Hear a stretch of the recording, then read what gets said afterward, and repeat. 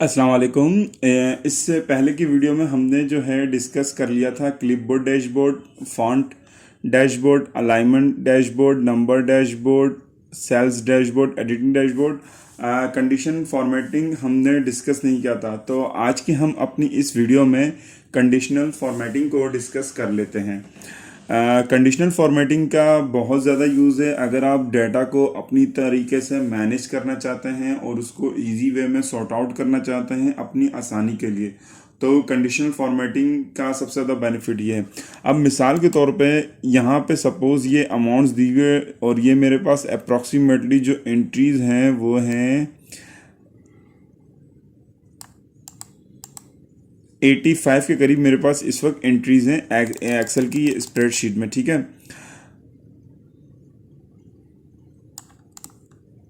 अब मैं इसको सिलेक्ट करता हूँ इस अमाउंट को। अब अगर मुझे ये देखना है कि इसमें कितनी ऐसी वैल्यूज़ हैं जो 5000 से अबव हैं, तो मैं सिंपल यहाँ पे greater than highlight cells rule greater than use करके यहाँ पे जस्ट मैं 5000 लिख के ओके कर दूंगा। अच्छा, ओके करने से पहले यहाँ पे ये देख लें, light red fill with dark red text, यानी कि जो भी वैल्यू 5000 से अबव होगी उसको ये क्या करेगा, लाइट रेड फिल कर देगा सेल को, और डार्क रेड और जो टेक्स्ट है उसको क्या करेगा, ये डार्क रेड कर देगा। और मैंने यहाँ से इसको ओके कर दिया।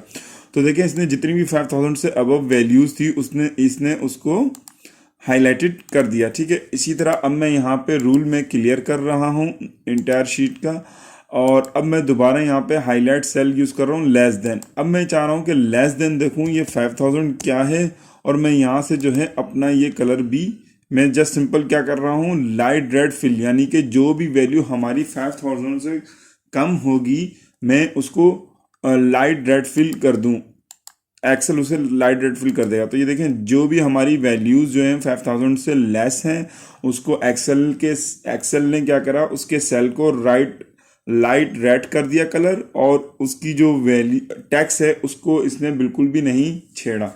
ठीक है, अब मैं बात करता हूँ क्लियर,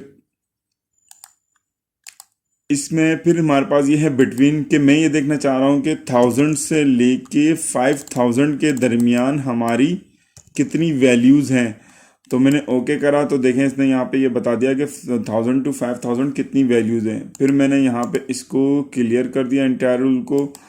अब यहाँ पे मैंने फिर आ गया यहाँ पे इक्वल टू के लिए, फिर तो मुझे कोई एक पार्टिकुलर अगर वैल्यू ढूंढनी है अमाउंट में, अगर सपोज कि मेरे पास कोई अमाउंट मिसिंग आ रही है तो मैं पार्टिकुलर वैल्यू के लिए इक्वल टू करूँगा ताकि मैं डायरेक्टली इन 85 में से उस एक पॉइंट पिन पॉइंट पे पहुंच जाऊं। ठीक है, फिर टैक्स दैट कंटेंट, अब टैक्स दैट कंटेंट तो यहाँ पे कोई टैक्स है नहीं, सारी जो है नंबर्स हैं। तो मैं क्या करता हूँ, टैक्स दैट कंटेंट के लिए जो है ये ई कॉलम सेलेक्ट कर लेता हूँ और यहाँ पे जाके मैं टैक्स दैट कंटेंट सेलेक्ट करता हूँ। अब यहाँ पे ये बता रहा है क्वार्टर, अब क्वार्टर तो ये 85 के 85 वैल्यूज़ ही में सेल्स के अंदर ही हैं। तो मैं सिंपल क्या करता हूँ, Q2, जब मैंने Q2 लिखा तो और ओके कर दिया तो ये देखा कि जिसमें Q2 लिखा हुआ था इसने सिर्फ और सिर्फ उन टैक्स को सिलेक्ट करा। ठीक है, अब मैं इसको यहाँ से अगेन में क्लियर फॉर्मेट कर देता हूँ इंटायर शीट। फिर हमारे पास जो रूल रह गया वो रह जाएगा डुप्लीकेट वैल्यूज़ का और डेट अकरिंग का। अब डेट अकरिंग में यहाँ पे ये हमारे पास डेट्स अवेलेबल हैं, यहाँ पे मैंने इसको सिंपल डेट सिलेक्ट कर लिया। तो जो भी हमारे पास दो डेट एक जैसी होगी, या अब यहाँ पे ये हमसे फॉर्मेट पूछ रहा है कि यस्टरडे, टुडे, टुमारो या लास्ट वीक। अब देखें अगर मैं इनमें से कोई भी चीज़ सिलेक्ट करूँगा, दिस मंथ, नेक्स्ट मंथ, तो कोई भी हाईलाइट नहीं होगी। इसकी वजह ये है कि इस वक्त जो है हमारा 2022 चल रहा है और यहाँ पे जितने भी हमारे ईयर्स हैं वो 2021 है। तो सबसे पहले मैं ये कर लेता हूँ, इसको चेक करने के लिए मैंने यहाँ से इसको रिप्लेस कर दिया सिंपल 2012 को मैंने रिप्लेस कर दिया 2022 से रिप्लेस ऑल। तो देखें ये 85 एंट्रीज जो है रिप्लेस्ड हो गई हैं। Okay, close. अब मैं ये करता हूँ कि ये डेट अकरिंग का मैंने सेलेक्ट करा है और मैं ये कर लेता हूँ कि लास्ट मंथ में जितनी भी एंट्री है उसको ये हाईलाइट कर दें। तो ये देखें इस वक्त मार्च चल रहा है और इसने फरवरी की ये सारी एंट्रीज को इसने हाईलाइट कर दिया। ठीक है, ये डेट अकरिंग का बेनिफिट ये हो गया हमें। फिर इसके बाद जो है हमारी डुप्लीकेट वैल्यूज़ की बात है, तो मैंने डुप्लीकेट वैल्यू सिलेक्ट करके ओके कर दिया। तो देखें जो डेट एक जैसी है वो इसमें आ गई। अब सपोज़ कि हमारे पास ये अमाउंट है, इस अमाउंट को मैं कॉपी कर लेता हूँ यहाँ पे और पेस्ट कर दिया मैंने यहाँ पे। अब मैं ये देखना चाह रहा हूँ कि इन दो कॉलम्स के अंदर डुप्लीकेट वैल्यूज़ क्या हैं। अगर मैं इन दो कॉलम्स को अभी मैं सिलेक्ट करके और डुप्लीकेट्स वैल्यू अगर मैं देखता हूँ तो होगा क्या, राइट नाउ तो सारी की सारी डुप्लीकेट्स वैल्यू है, ठीक है। तो इस वजह से सबको ही हाईलाइट कर दिया। बट अब मैं क्या करता हूँ, मैंने यहाँ से कुछ सिलेक्ट की वैल्यूज़ और मैं यहाँ से रिप्लेस कर लेता हूँ 2 को 3 से जस्ट। तो देखें ये मैंने रिप्लेस करा तो इसने जो जो इसमें जिस जिस सेल्स के अंदर 2 थे उसको 3 से रिप्लेस कर दिया।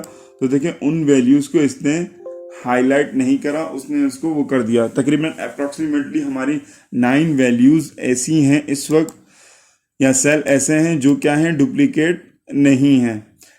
ठीक है, ये हो गया कंडीशनल फॉर्मेटिंग का। फिर हम इसके बाद आते हैं, ये इंटायर शीट से मैंने रूल्स क्लियर करा। अब इसमें जो है हमारे पास मैंने ये अमाउंट का कॉलम सिलेक्ट कर लिया, टॉप बॉटम। अब मैं टॉप 10 आइटम्स अगर मैं कंसीडर करता हूं तो जो हमारी टॉप 10 वैल्यूज होंगी, जो मैक्सिमम होगी, ये सिर्फ और सिर्फ उन टॉप 10 को सिलेक्ट कर लेगा।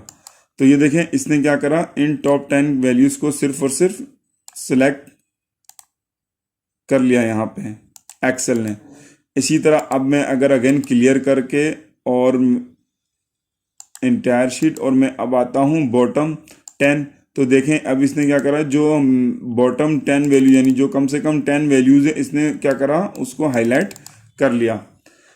अब अगेन मैंने यहाँ से रूल क्लियर करा। अब हम आते हैं इसमें, फिर ये यहाँ से ये पूछ रहा है कि एवरेज। अब मैंने जब एवरेज सिलेक्ट किया तो इसने क्या करा, इसके जो एवरेज से अबव वैल्यूज़ है इसने उसको सिलेक्ट कर लिया। तो यहाँ पे जो इसका एवरेज था वो क्या बन रहा था हमारा, यहाँ से मैंने एवरेज कर लिया। तो जो एवरेज आ रहा था वो 5712 इसका एवरेज है पूरे 85 एंट्रीज का। तो देखें इसने जो है, जब मैंने अबव एवरेज यूज़ किया तो इसने सारे इस वैल्यू से अबव वाले को हाईलाइट कर दिया। तो कंडीशनल फॉर्मेटिंग का ये बेनिफिट है कि बहुत ईजीएस्ट वे में आप अपने डाटा को अपने हिसाब से मैनेज कर सकते हैं, ताकि आप कम वक्त में ज़्यादा से ज़्यादा चीज़ें फाइंड आउट कर लें।